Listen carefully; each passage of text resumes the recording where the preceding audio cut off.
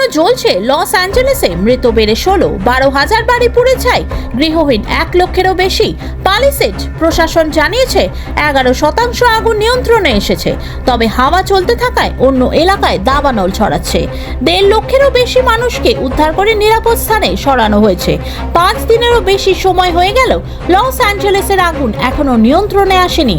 এই প্রতিবেদন লেখা পর্যন্ত 16 জনের মৃত্যু হয়েছে সেখানে। তার সঙ্গে হাওয়ার গতিবেগ বেশি থাকায় আগুন হু হু করে ছড়াচ্ছে। স্থানীয় প্রশাসন সূত্রে খবর, 40,000 একরেরও বেশি এলাকা পুড়ে গিয়েছে।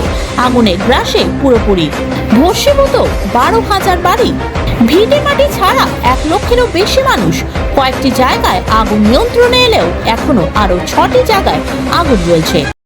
আপনার সমস্যায় জীবনের সমাধানের নাম শ্রী অভিষেক। বিশ্বাস নিয়ে আজই আসুন এয়ারপোর্ট শিবতারা মন্দিরে। নিজের প্রেম, বিবাহ, দাম্পত্য, শত্রু দমন, কর্ম, ব্যবসা, বাস্তুদোষ ইত্যাদি সমস্যার নিশ্চিত সমাধান পাবেন। ফোন করুন 98317075 নম্বরে যোগাযোগ করুন। তার মধ্যে রয়েছে Palisades, Eaton, Kenneth, Lydia, Hurst এবং আর্চার। পালিসেডে আরো 1000 একর নতুন করে দাবানলের আগুন ছড়িয়েছে। সেখানে 22,000 একরেরও বেশি এলাকা পুড়ে গিয়েছে। 5,000 বাড়ি ভস্মীভূত।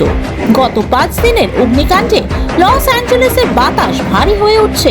দূষণ মাত্রা ছড়িয়েছে। খারাপ বাতাসের জন্য স্কুল কলেজগুলি বন্ধ রাখার নির্দেশ দিয়েছে স্থানীয় প্রশাসন। বাসিন্দাদের মাস্ক পরার পরামর্শ দেওয়া হয়েছে। আমেরিকার জাতীয় আবহাওয়া দফতর আগামী সপ্তাহের জন্য লস অ্যাঞ্জেলেস ও সংলগ্ন এলাকায় অগ্নিকাণ্ডের সতর্কতা জারি করেছে। হাওয়া অফিস জানিয়েছে আগামী কয়েকদিন এই এলাকায় আর্দ্রতা কম থাকবে, শুষ্ক ও উষ্ণ হাওয়া বইবে। বাতাসের সর্বোচ্চ বেগ হতে পারে ঘন্টায় 60 কিলোমিটার।